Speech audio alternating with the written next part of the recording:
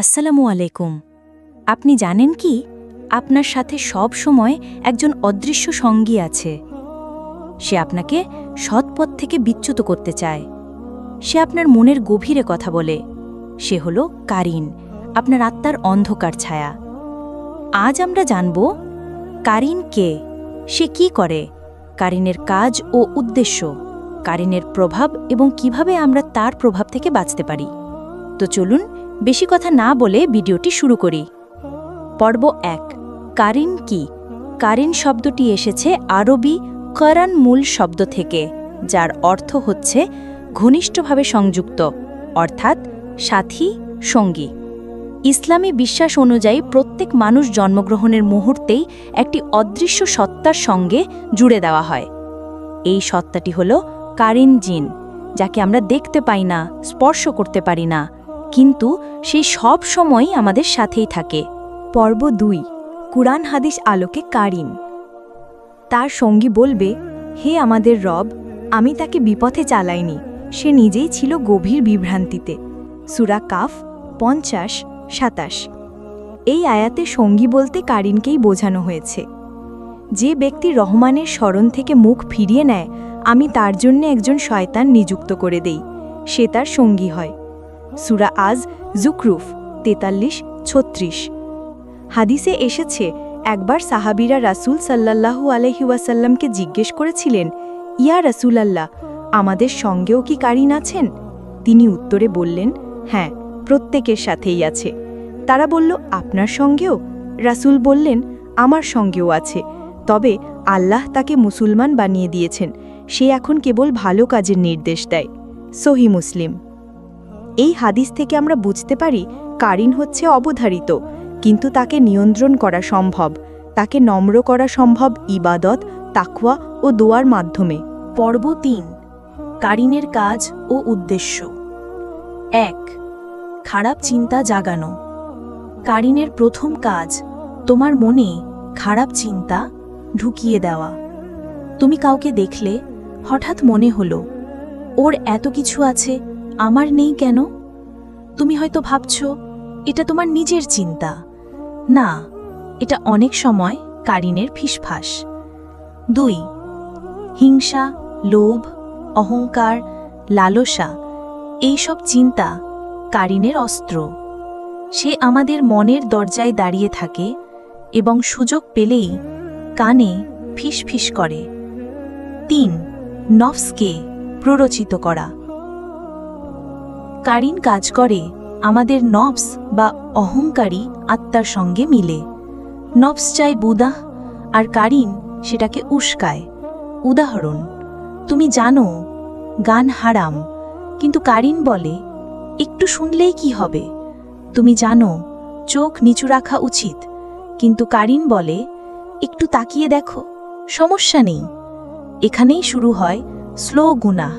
যে গুনাহ তুমি প্রথমে ভয় পেতে, এখন সেটাই তোমার অভ্যাসে পরিণত হয়। ৪, ভালো কাজ থেকে বিরত রাখা। কারিনের অন্যতম কাজ হল তোমাকে ভালো কাজের প্রতি অলস করে তোলা।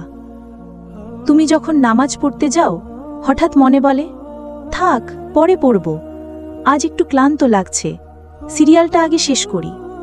এইসব অলসতা বা টালবাহানার মূল কারণ হচ্ছে কারিনের হুইসপারিং। সে জানে তুমি যদি ইবাদতের পথে পা রাখো, তার ক্ষমতা কমে যাবে। ৫, নামাজে মনোযোগ নষ্ট করা। তুমি নামাজে দাঁড়ালে হঠাৎ মনে পড়ে যায় পুরনো ঘটনা, মন চলে যায় মোবাইলের নোটিফিকেশনে। কি রান্না হবে, কি কথা হয়েছিল সকালে?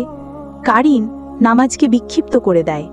সে চায় তুমি কেবল শরীর দিয়ে নামাজ পড়ো, মন দিয়ে নয়, কারণ মন দিয়ে পড়লে তুমি আল্লাহর নৈকট্য পাবে, আর কারিন সেটা সহ্য করতে পারে না। ৬, ভয় সৃষ্টি করা ও হতাশা দেওয়া। কারিন আমাদের মাঝে ভয় ঢুকিয়ে দেয়। তুমি পারবে না, তোমার কোনো ভবিষ্যৎ নেই, আল্লাহ তোমাকে মাফ করবেন না। সে চায় তুমি মনে করো তুমি একা, তুমি অযোগ্য। এমনকি যখন তুমি তওবা করো, তখনও কারিন ফিসফিস করে বলে, তুই তো আবার গুনাহ করবি, এটা তো তোর স্বভাব। এই ভয় আর হতাশা থেকেই অনেক মানুষ আত্মবিশ্বাস হারায়, নামাজ ছেড়ে দেয়, এমনকি আল্লাহর রহমতের ওপর সন্দেহ করে। পর্ব ৪, কারিনের প্রভাব। ১. বারবার গুনাহ করতে ইচ্ছা হওয়া। তুমি যখন একটা গুনাহ করো, মনে হয় এই শেষ, আর করব না, কিন্তু কিছুদিন পর আবার সেই একই ভুল। কেন? কারণ কারিন কখনো চুপ করে থাকে না। সে অপেক্ষা করে, তোমার মন যখন দুর্বল তখন সে উইসপার করে, আরেকবার করো, কেউ দেখছে না, এটা তো ছোট গুনাহ, কিচ্ছু হবে না। প্রতিটি গুনাহ যেন কারিনের শক্তির খোরাক। তুমি যত গুনাহে লিপ্ত হবে, সে তত বেশি সাহস পাবে তোমাকে নিয়ন্ত্রণ করার। ২. খারাপ স্বপ্ন দেখা। রাতে যখন তুমি ঘুমিয়ে থাকো, কারিন তখনও নিষ্ক্রিয় থাকে না। সে তোমার অবচেতন মনেও ঢুকে যায়। তখন তুমি দেখতে পারো ভূতের মতো কিছু তাড়া করছে, তুমি নিচে পড়ে যাচ্ছ, কেউ তোমাকে আঘাত করছে, বা তুমি বারবার মৃত্যুর ভয় পাচ্ছ। এগুলো সব সময় জিন সম্পর্কিত নয়, তবে কারিনের প্রভাবেও খারাপ স্বপ্ন ঘন ঘন দেখা যায়, বিশেষ করে যদি কেউ রাতে দোয়া না পড়ে ঘুমায়। ৩. নিজেকে সব সময় দোষী মনে হওয়ান। তুমি হয়তো ভালো কাজ করছো, তাও মনে হয় আমি খারাপ মানুষ, আমার কোনো ভালো দিক নেই, আল্লাহ আমাকে ক্ষমা করবেন না। এইসব আত্মঘাতী চিন্তাগুলো অনেক সময় কারিনের উইসপার। সে চায় তুমি যেন আত্মবিশ্বাস হারাও, কারণ একবার যখন তুমি নিজের উপর বিশ্বাস হারিয়ে ফেলো, তখন সে তোমাকে সহজেই গুনাহের দিকে টেনে নিতে পারে। ৪. একাকিত্ব, হতাশা, আত্মবিশ্বাসের অভাব। কারিন সবসময় চেষ্টা করে তোমাকে সমাজ, পরিবার, বন্ধু, এমনকি আল্লাহ থেকেও বিচ্ছিন্ন করে দিতে। তুমি হয়তো খুব একা একা অনুভব করো, হঠাৎ মনে হয় কেউ তোমার পাশে নেই। তুমি নিজেকে ছোট মনে করো, ভেতর থেকে ভেঙে পড়ো। এই অবস্থায় কারিন উইসপার করে, কেউ তোর কথা ভাবে না, তুই তেমন কিছু না, আল্লাহ তোর কথা শুনেন না। এই হতাশা থেকে জন্ম নেস আত্মহত্যার চিন্তা, নিজেকে কেটে ফেলা, হারাম সম্পর্কে জড়িয়ে যাওয়া, এগুলো সবই কারিনের ধ্বংসাত্মক ফাঁদ। ৫. আল্লাহর ইবাদতে অলসতা। এটা কারিনের সবচেয়ে পুরনো কৌশল। ফজরের সময় ঘুমিয়ে থাকা, নামাজে দাঁড়িয়েও মন না থাকা, কুরআন পড়তে ইচ্ছা না করা, এই সবই কারিনের তৈরি অলসতা। সে উইসপার করে, আর একটু ঘুমাও, আজকে বাদ দাও নামাজটা, তুমি তো গুনাহগার, ইবাদত করেও লাভ নেই। এইভাবেই ধীরে ধীরে সে তোমার আত্মিক শক্তিকে ভেঙে ফেলে।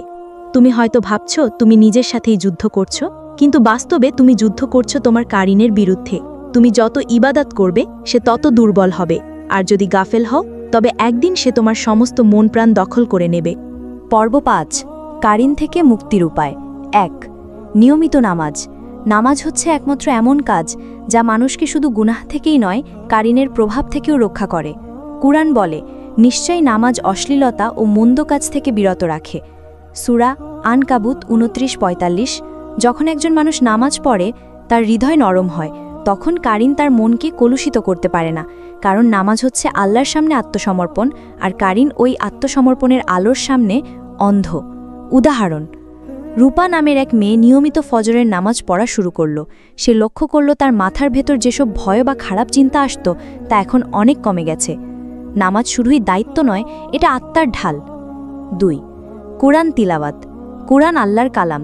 কারিন শয়তানদের মধ্যে এক প্রকার, আর শয়তান আল্লাহর কালামের কাছে দুর্বল হয়ে পড়ে। রসুল সা বলেন, তোমরা কুরআন পাঠ করো, কারণ কুরআন কিয়ামতের দিন তার পাঠকের জন্য সুপারিশ করবে। সহিহ মুসলিম। বিশেষ করে নিচের সূরাগুলো, সূরা ফালাক ও সূরা নাস, শয়তানের উইসপারিং থেকে রক্ষা করে। আয়াতুল কুরসি, রাতে পড়লে শয়তান ধারে কাছে আসে না। সূরা বাকারা, এমন ঘরে শয়তান প্রবেশ করে না যেখানে এটি তিলাওয়াত করা হয়। এমনকি দিনে ৫ মিনিটও কুরআন শুনলেও কারিন দুর্বল হয়ে যায়। ৩. আউযুবিল্লাহ ও বিসমিল্লাহ বলা। আউযুবিল্লাহ মিনাশ শাইতানির রাজিম, এই বাক্যটি যেন এক যুদ্ধের ঢাল। এটি কারিনের রিসপারিং থামিয়ে দেয়। কোনো খারাপ চিন্তা আসলেই পড়ো আউযুবিল্লাহি মিনাশ শাইতানির রাজিম, অর্থ আমি আল্লাহর কাছে শয়তান থেকে আশ্রয় চাই। আর যে কাজেই হাত দাও বিসমিল্লাহি রহমানির রহিম পড়া বাধ্যতামূলক নয়, কিন্তু এটা শয়তানকে দূরে রাখে। উদাহরণ: রিফাত যখন কম্পিউটারে বসে, হঠাৎ খারাপ কিছুর চিন্তা আসে, সে চোখ বন্ধ করে বলে আউযুবিল্লাহ, চিন্তা ধীরে ধীরে মিলিয়ে যায়। ৪. দোয়া ও জিকির। তারির নিঃশব্দে কাজ করে, আর জিকির করে তার শব্দ থামানো যায়। রাসূল সা বলেছেন, যে ব্যক্তি লা ইলাহা ইল্লাল্লাহ বেশি বেশি বলে, শয়তান তার থেকে দূরে সরে যায়। তিরমিজি। সকাল সন্ধ্যার জিকির। আয়াতুল কুরসি, সূরা ইখলাস, ফালাক, নাস, ৩৩ বার সুবহানাল্লাহ, ৩৩ বার আলহামদুলিল্লাহ, ৩৪ বার আল্লাহু আকবার। যারা এইসব নিয়মিত বলে তারা মানসিকভাবে শান্ত থাকে, ভয়ভীতি কমে যায় আর কারিন দুর্বল হয়ে পড়ে। জিকির মানে শুধু জপ নয়, এটা আত্মার মেডিসিন। 5. ভালো পরিবেশে থাকা। কারিন আমাদের প্রভাবিত করতে পারি তখনই যখন আমরা এমন পরিবেশে থাকি যেখানে গুনাহ সহজ, যেমন বাজে বন্ধুদের সঙ্গে থাকা, খারাপ কথাবার্তা ও কন্টেন্ট, নির্জনে গুনাহের সুযোগ থাকা। ভালো পরিবেশ মানে শুধু মসজিদ নয়, বরং এমন জায়গা যেখানে আল্লাহর কথা হয়, নেক আমল হয়, পর্দা রক্ষা হয়, ইবাদতের উৎসাহ জাগে। যেমন রূপা একসময় এমন বন্ধুদের মাঝে থাকত যারা তাকে নিয়মিত হতাশ করত, গীবত করত। সে যখন ভালো বন্ধুদের সাথে যুক্ত হলো, তার চিন্তা বদলাতে শুরু করলো। কারিন দুর্বল হয়ে গেল। কারিনকে মেরে ফেলা যায় না, কিন্তু তাকে দুর্বল করা যায়। তার গলায় দড়ি পুড়িয়ে রাখা যায় আমাদের ঈমান দিয়ে, আর সেই ঈমান তৈরি হয় নামাজে, কুরআনে, জিকিরে, দোয়ার মাধ্যমে ও ভালো মানুষের সংস্পর্শে। আমরা অনেক সময় বুঝতেও পারি না কে আমাদের চিন্তাগুলো নিয়ন্ত্রণ করছে, কিন্তু মনে রাখো, আল্লাহ আমাদের ইচ্ছা শক্তি দিয়েছেন। কারিন আমাদের প্ররোচনা দিতে পারে, কিন্তু আমাদের হাতে আছে বেছে নেওয়ার ক্ষমতা। ঈমান, জিকির ও দোয়ার মাধ্যমে আমরা কারিনকে হারাতে পারি। আসুন নিজেদের রক্ষা করি, আল্লাহর দিকে ফিরে আসি। তো বন্ধুরা, ভিডিওটি আপনাদের কেমন লাগলো? ভিডিওটি ভালো লাগলে লাইক, শেয়ার ও সাবস্ক্রাইব করতে ভুলবেন না। আর নিচে কমেন্টে লিখে জানান আপনি কিভাবে কারিনের হুইসপারিং থেকে নিজেকে বাঁচান। দেখা হচ্ছে পরবর্তী ভিডিওতে। সবাই ভালো থাকবেন। আল্লাহ হাফেজ।